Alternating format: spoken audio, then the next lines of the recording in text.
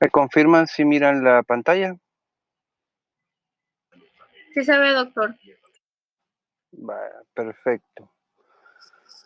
Bueno, son las 2:03, podemos comenzar. Mi nombre es Rolando Espinosa, soy pediatra. Este día vamos a hablar de lo que es la semiología de la piel y faneras en el área de pediatría, así como también en las otras áreas. No hay mayor distinción. Como generalidades, podemos decir que la piel es un órgano extenso que cubre toda la superficie corporal, todo esto sin dejar solución en la continuidad, y su peso equivale del 6 al 7% del peso corporal de una persona con un peso ideal. Dicho órgano, la piel, tiene varias funciones que resultan indispensables para la vida, como por ejemplo la protección frente a algunas agresiones físicas, otras biológicas y también químicas, por qué no decirlo. Capta también múltiples estímulos, sean estos neurosensoriales, lo que nos permite relacionarnos con nuestro medio, ¿de acuerdo?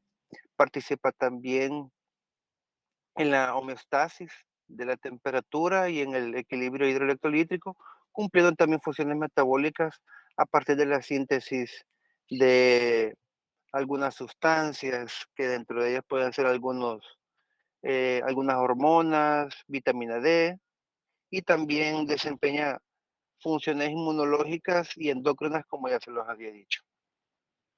Anatómicamente está compuesta por 3 capas superpuestas, de la más exterior hacia la más interior. Podemos hablar de la epidermis, la dermis y el tejido celular subcutáneo, que de esto no vamos a avanzar mucho.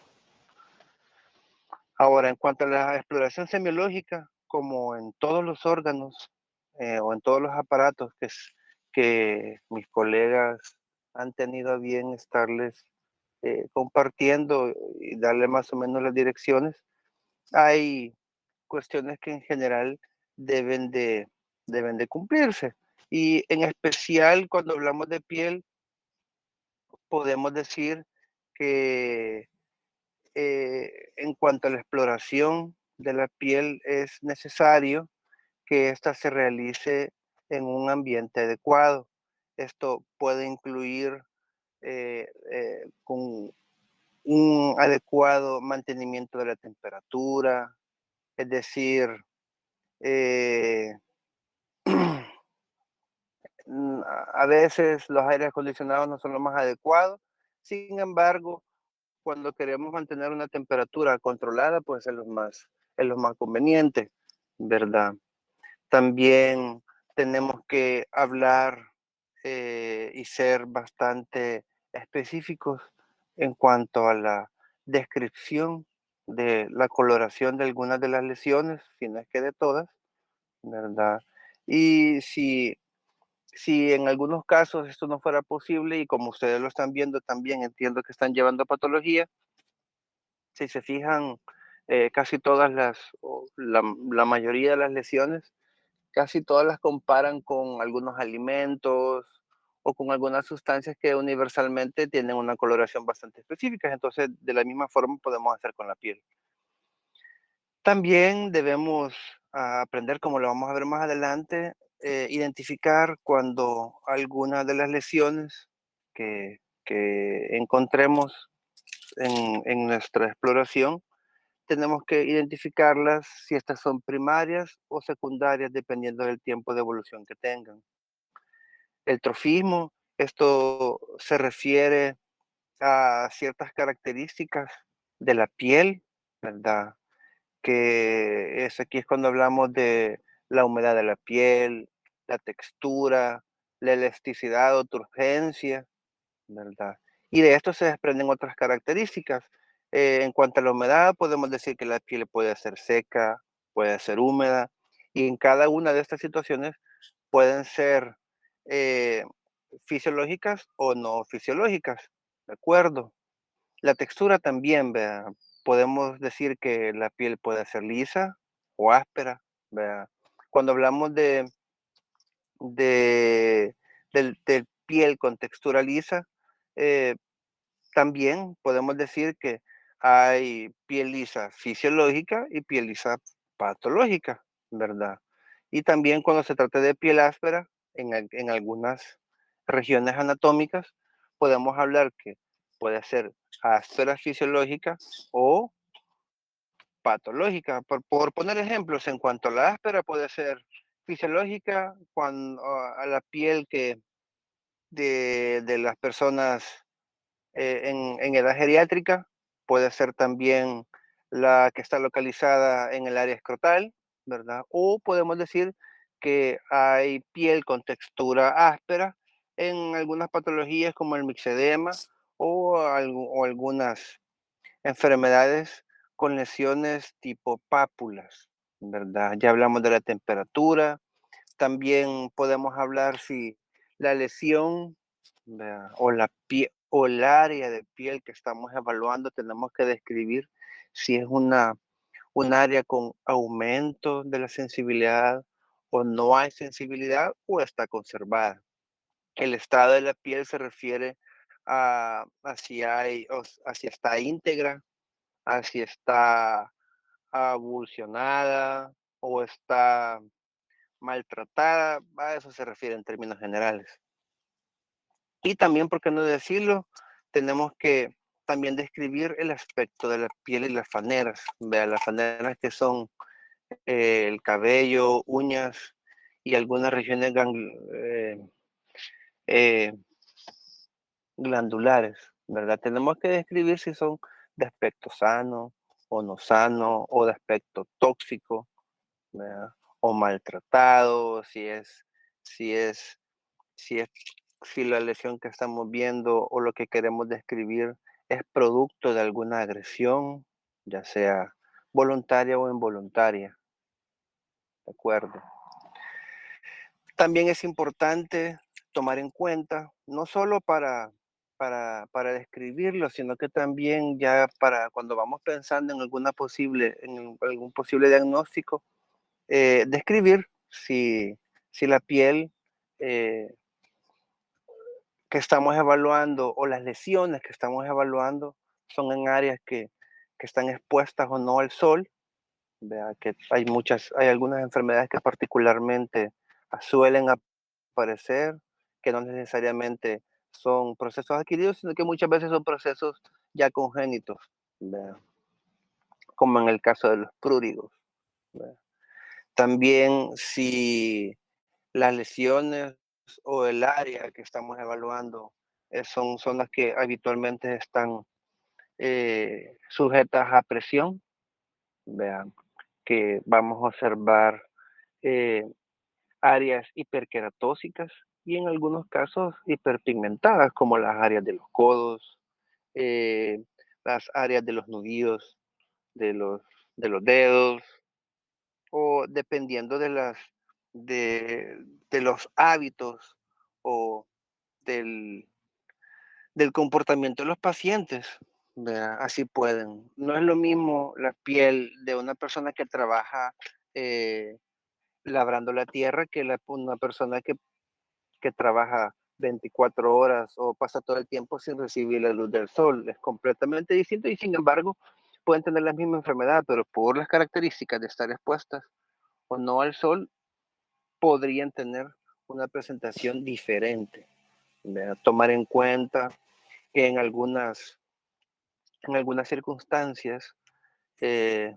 podemos hacer un diagnóstico más certero si tomamos en cuenta que en algunas partes de nuestro cuerpo o del cuerpo del paciente son áreas que están sujetas a mayor humedad, como el área de las axilas, las ingles o los pliegues, que es donde habitualmente se van a estar alojando procesos fúngicos más que los bacterianos o algún otro proceso.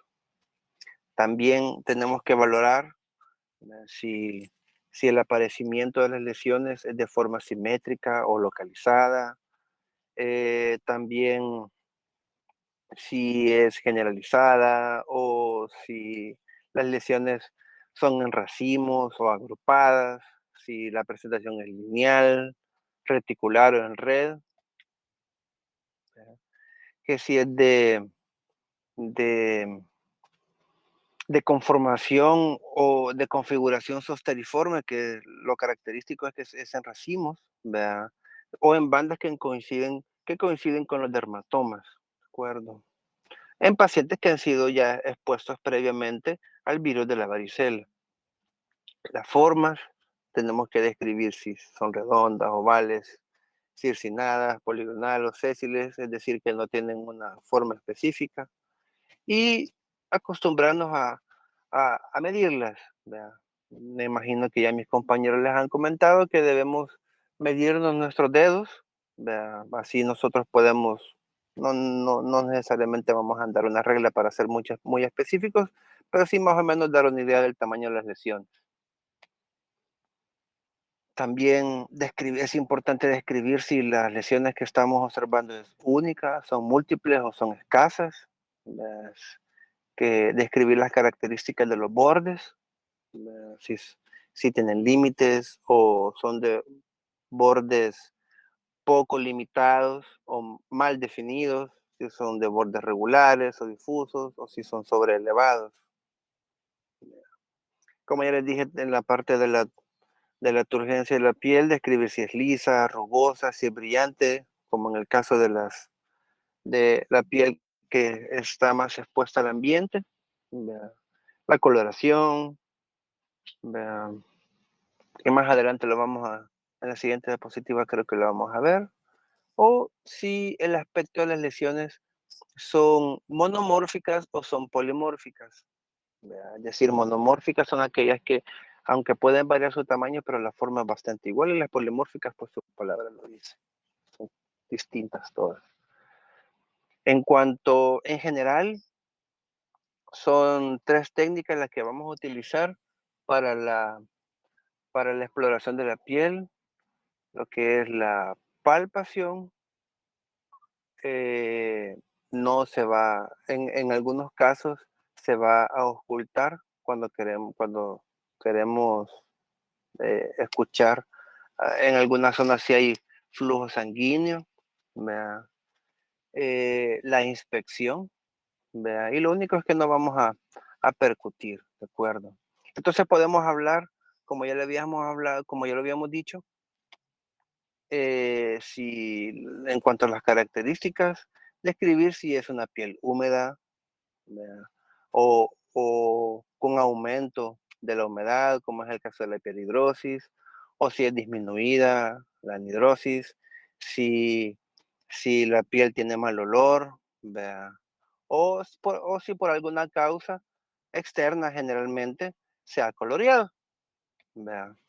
Que es muy raro que algún proceso patológico o no cause alguna secreción o excreción de algún líquido que nos vaya a cambiar la coloración de la piel.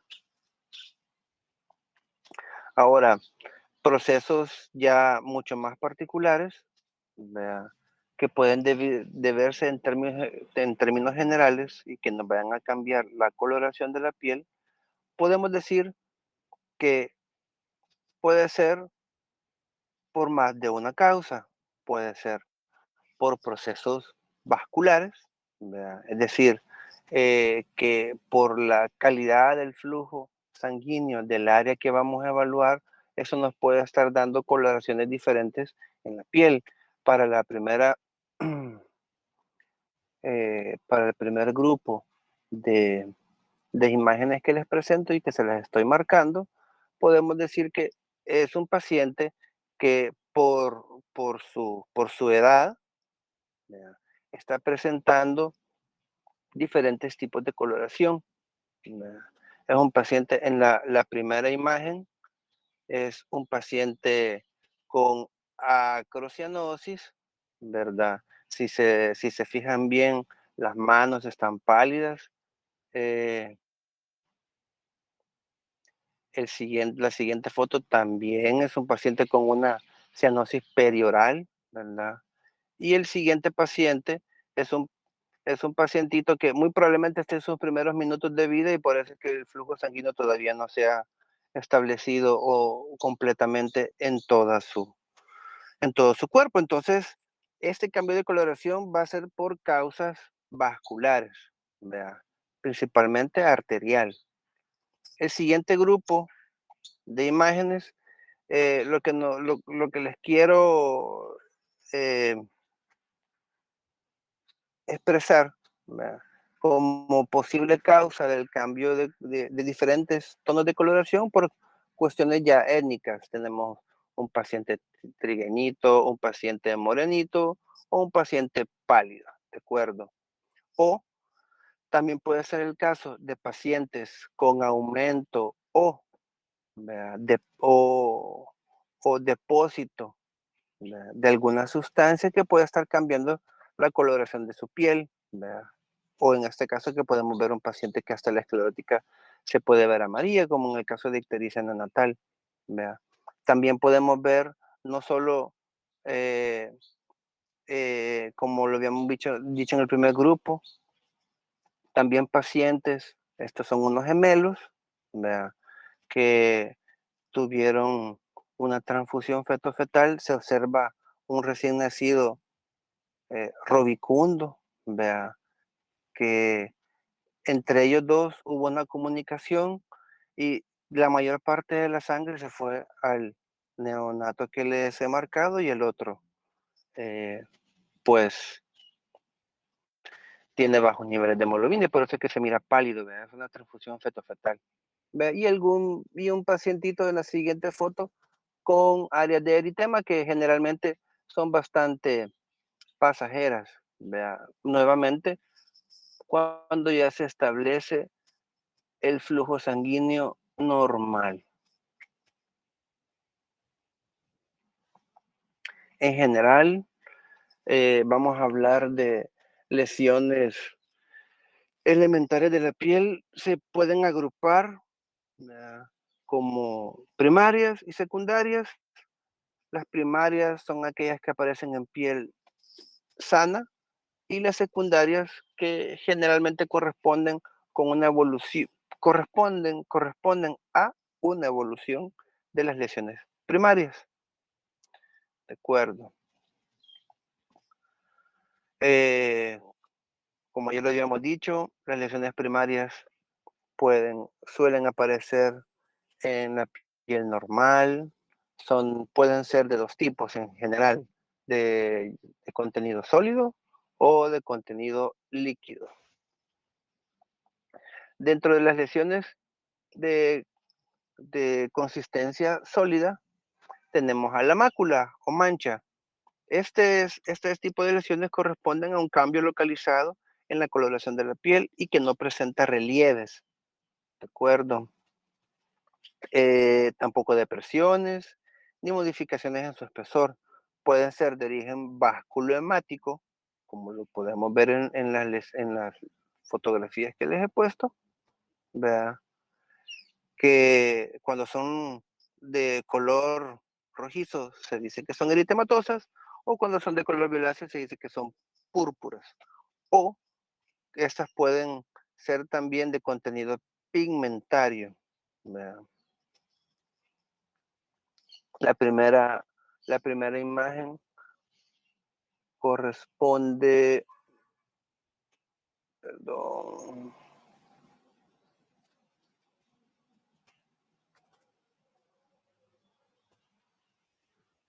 aquí está. La primera imagen corresponde a un niño con un área eritematosa por aumento del flujo sanguíneo. La segunda foto corresponde a una tinción violácea por disminución en el flujo sanguíneo. Y la siguiente que corresponde a una, por un origen vascular, pero no por aumento o disminución del flujo, sino que se trata de una púrpura. ¿Ve? Y lo que ha pasado es que se ha extravasado sangre, ¿vea? De los capilares y lo que estamos viendo son microhemorragias, ¿verdad? Y su correspondiente ciclo evolutivo, ¿verdad? De un color eritematoso, después luego un color violáceo y luego a un color amarillento, ¿verdad? Que es la evolución natural de una púrpura o equimosis.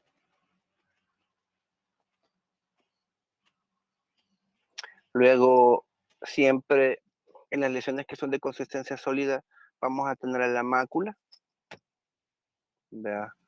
Que estas, eh, siempre en la mácula, perdón, cuando estas se, se deben a ya habíamos visto las que son de origen vascular, estas son las de origen pigmentario. En la primera imagen vamos a ver que son por disminución del pigmento, ¿verdad? O hipocrómicas, o definitivamente no hay pigmento, o hipercrómicas cuando eh, hay un aumento en el pigmento, y aquí nos centramos en esta imagen, ¿de acuerdo?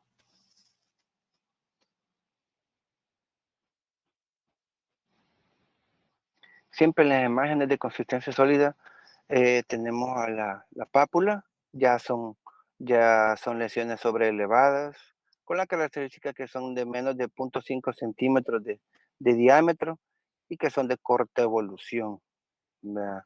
Son circunscritas y de consistencia sólida, como ya lo habíamos dicho, y que generalmente estas no van a dejar cicatriz.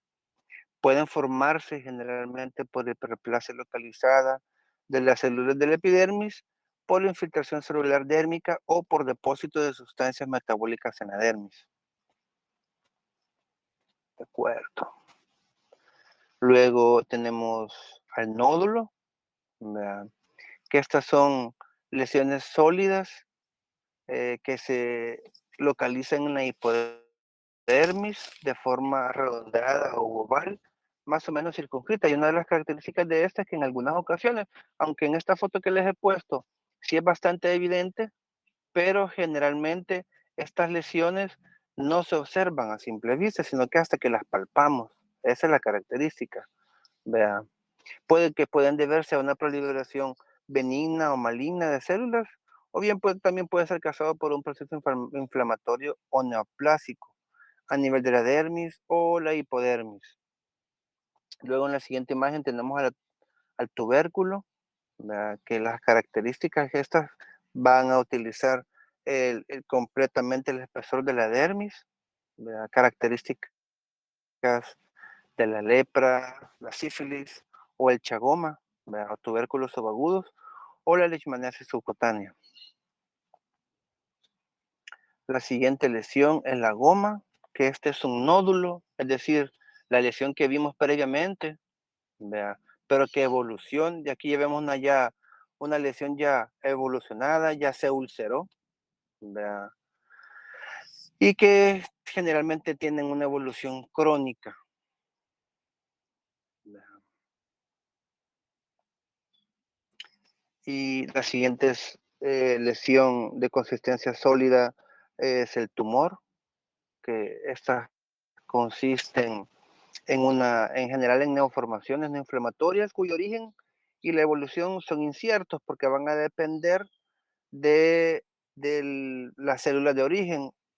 Para este caso, les he puesto una tumoración de tejido vascular o hemangioma, ¿verdad? Que en general muestran tendencia a persistir y crecen indefinidamente, unas más que otras, ¿verdad? Siempre en las lesiones de consistencia sólida podemos tener al, al abón o roncha, ¿verdad? Que son lesiones bastante eh, sobreelevadas, ¿verdad? Generalmente inician con características puntiformes, pero que luego van confluyendo y suelen formar este tipo de lesiones más grandes, ¿verdad? causadas por edema superficial, ¿verdad? Son benignas, ¿verdad? La evolución es aguda y generalmente son fugaz, ¿verdad? Y son lesiones clásicas de la urticaria, que es de origen alérgico. Ahora vamos a pasar al otro grupo, que son las lesiones de contenido líquido. Dentro de esta tenemos a la vesícula, ¿verdad? Que es dentro de las lesiones de contenido líquido es la más pequeña, ¿verdad? Suele medir menos de 0.5 centímetros, tiene un contenido líquido claro, ¿verdad? Que al romperse se reemplaza por una costra, que al eliminarse tampoco va a dejar cicatriz. Histológicamente pueden ser subdérmicas, intraepidérmicas y subcórneas, dependiendo nuevamente, como les repito, de la profundidad de donde se origine o de donde aparezca este líquido. Luego tenemos la ampolla, ¿verdad?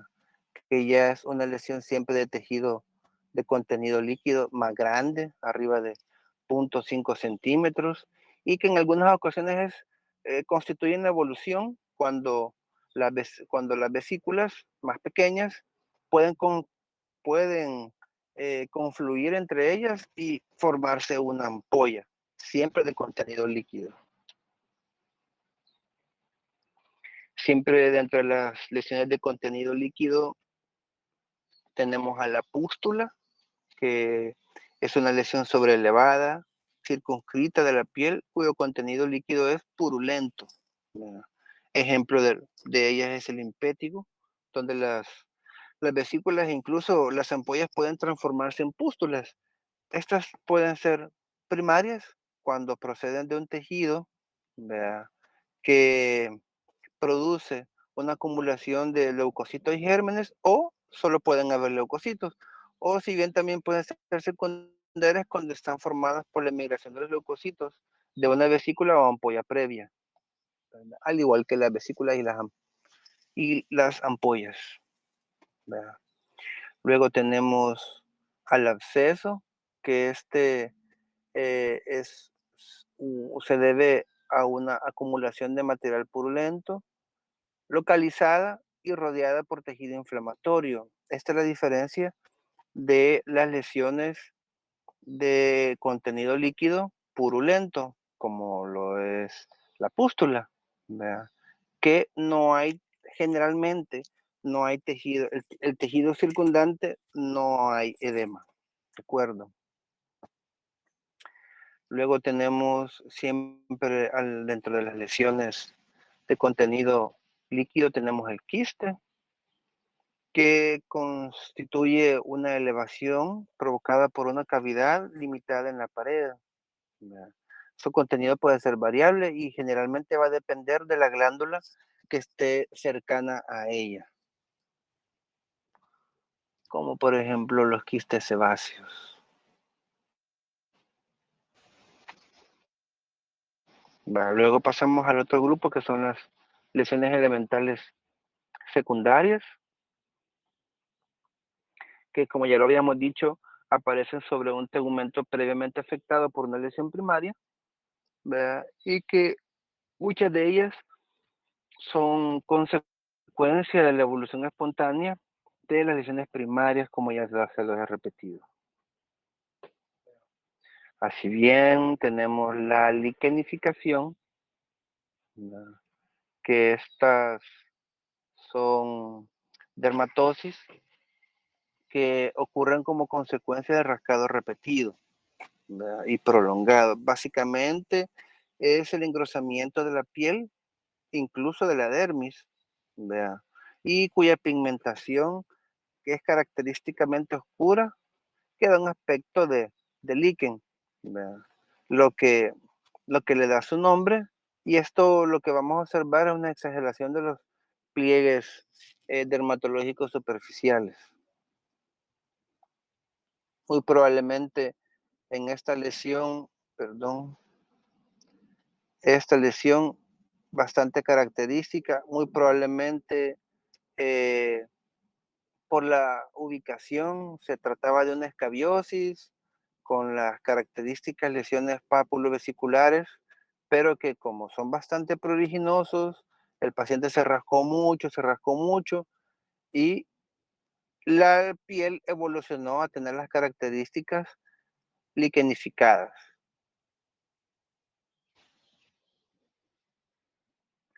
También tenemos a las úlceras,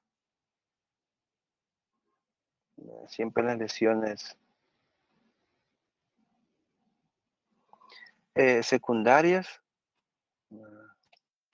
y que estas son lesiones un poco más profundas, atraviesan completamente la membrana basal, comprometen la dermis, por lo que hay una gran pérdida de sustancia, ¿verdad? Hay una pérdida de la solución de la continuidad de la piel, ¿verdad? Generalmente van a dejar cicatriz, ¿verdad?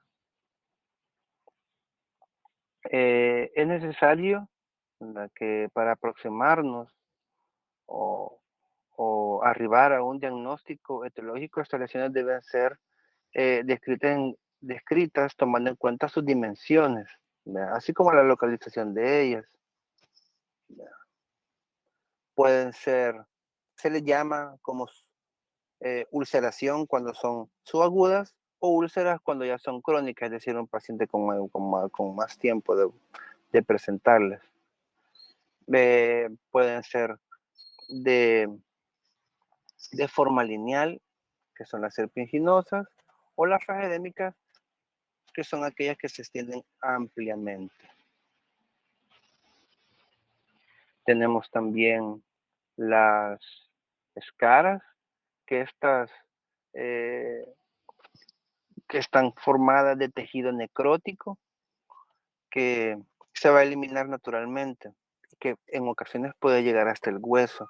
Se caracterizan por presentar un color negruzco y carecer de sensibilidad y de temperatura, son hipotérmicas, vea, localmente. Características de las escaras por decúbito, que son los pacientes que están postrados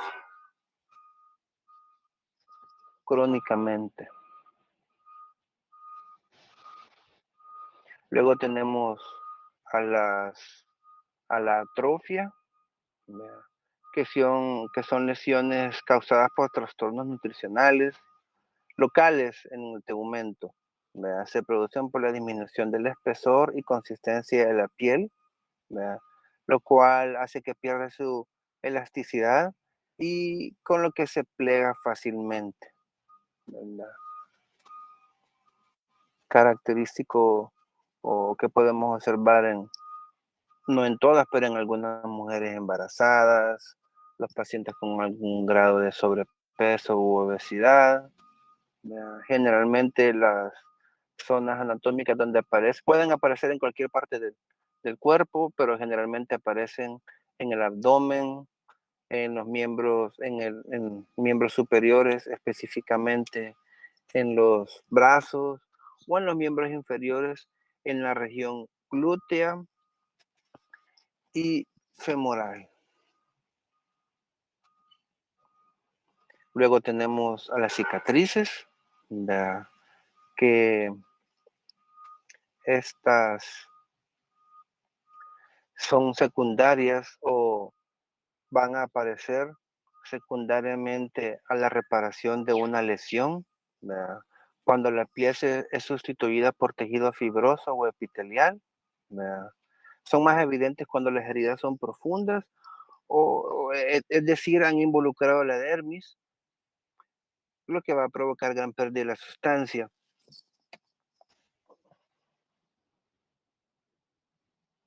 Eh, las cicatrices normales, ¿verdad?, generalmente son blandas, evolutivamente van a los primeros días vamos a observar que tienen una tinción eritematosa, luego se vuelven pálidas y dependiendo de la extensión, pues así van a ser evidentes. En el segundo caso, es lo que solemos llamar como queloide, ¿verdad? Que estos resultan secundarias a un fenómeno anormal o exagerado en la reparación por parte de los fibroblastos, ¿verdad? Lo que va a determinar cicatrices con superficies irregulares, duras, adherentes, abultadas y de tamaño en muchos casos exagerados. No es normal que las lesiones tengan las cicatrices, perdón, no es normal que tengan esta forma. Luego tenemos las fisuras, también suelen seguir las líneas fisiológicas, con la diferencia de la liquenificación que estas finalmente se terminan rompiendo.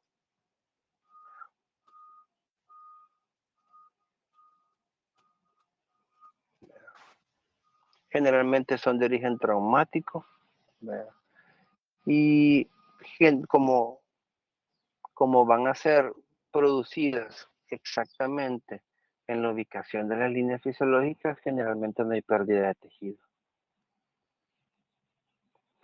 Luego tenemos siempre en las lesiones secundarias a las escamas, ¿verdad?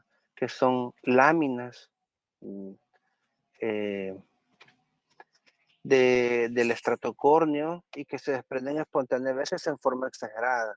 ¿Verdad? Pueden ser primarias, como en el caso de la psoriasis, o secundarias, como nos estamos hablando de eczema crónico o eritrodermia. Tenemos también las costras, que estas son lesiones que surgen producto de la desecación de una lesión primaria, ¿verdad? Los famosos, los que habitualmente conocemos como cascarones, ¿verdad? Y que puede ser de dos tipos, ¿verdad? Ya sea eh, porque fueron producidas por líquido seroso, que son, o cuando son producidas por líquido hemático, ¿verdad? O en algunos casos purulento. La esclerosis, que estas no son cicatrices, ¿verdad? Estas son el resultado de una condensación de la dermis, que es que la piel se vuelva firme e indurada, adherente a los planos profundos, ¿verdad? Y que a su vez hace que se vuelva menos plegable y elástica, ¿verdad? Característica de la esclerodermia. Bueno, hasta aquí llegamos con las lesiones elementales de la piel. Luego vamos a pasar a las faneras, principalmente eh, a lo que respecta a las uñas, como ya dijimos, que las faneras son cabello, uñas y glándulas, ¿de acuerdo? Entonces, eh, hay que observar en el caso de las uñas, observar si que estén todas completas, eh, su forma, su tamaño. Yo sé que ustedes ya han leído de uñas con características bien especiales, aquellas que son en vidrio esmerilado o que tienen algún tipo de depresión, ¿de acuerdo? Aquí tenemos unos ejemplos de ellas, perdón.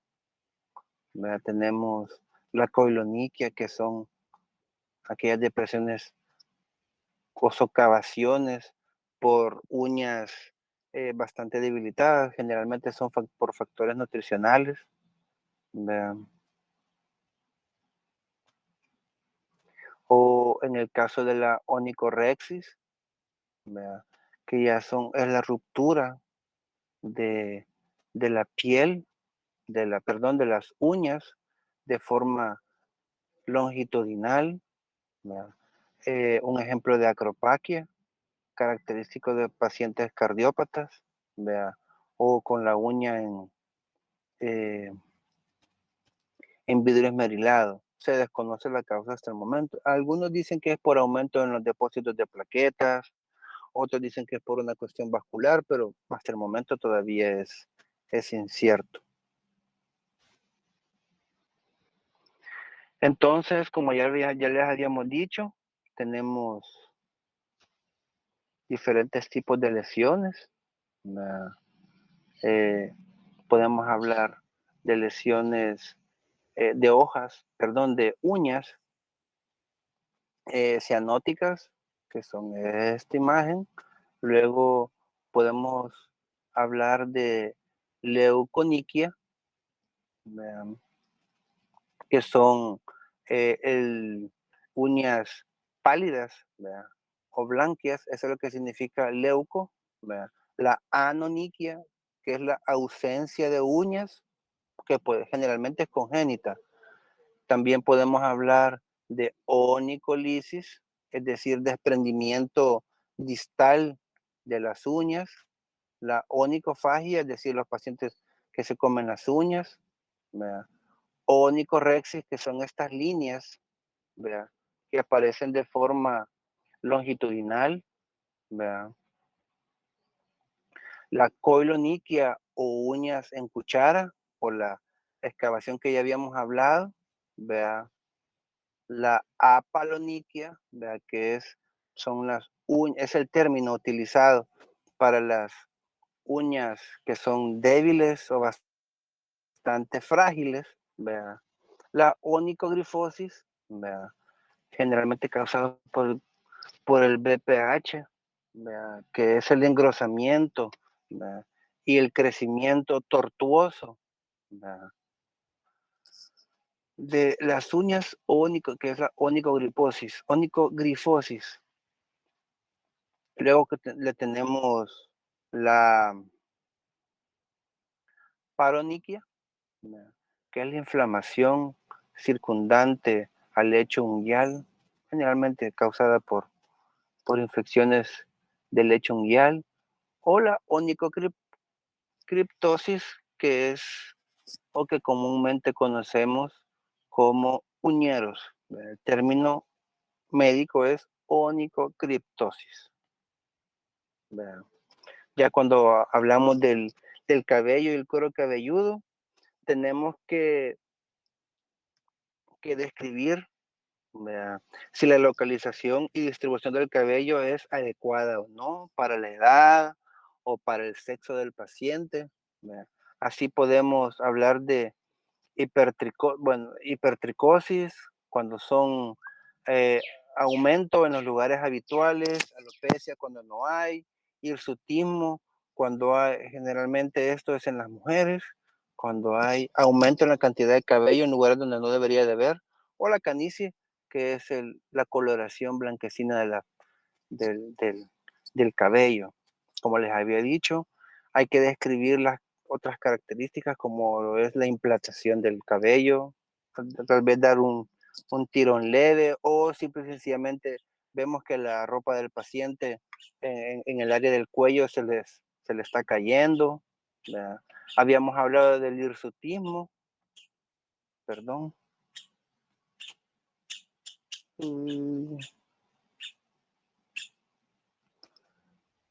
Perdón que se me fue. Habíamos hablado del hirsutismo, que es la primera fotografía, que es una niña con aumento de la cantidad de cabello en lugares donde debería de no haber tanto y tampoco donde no debería haber. Y la siguiente fotografía es la hipertricosis, que es el aumento en la cantidad de cabello en lugares donde habitualmente hay. Bueno, y hasta aquí mi presentación. Yo previamente ya le había compartido esta presentación a la representante de mi grupo de tutoría, pero si aún así no la tiene, pues yo con gusto se las comparto. Esta es una base de lo que van a estudiar para su examen. Pero prácticamente aquí está todo lo que yo te voy a preguntar. ¿De acuerdo? Hasta aquí llegamos. Tengan buenas tardes y cualquier pregunta o alguna observación, pues a través de su representante me lo pueden hacer llegar. Tengan buenas tardes. Gracias, doctor. Buenas tardes. Gracias, doctor. Gracias, Muchas doctor. gracias, doctor. Gracias, doctor.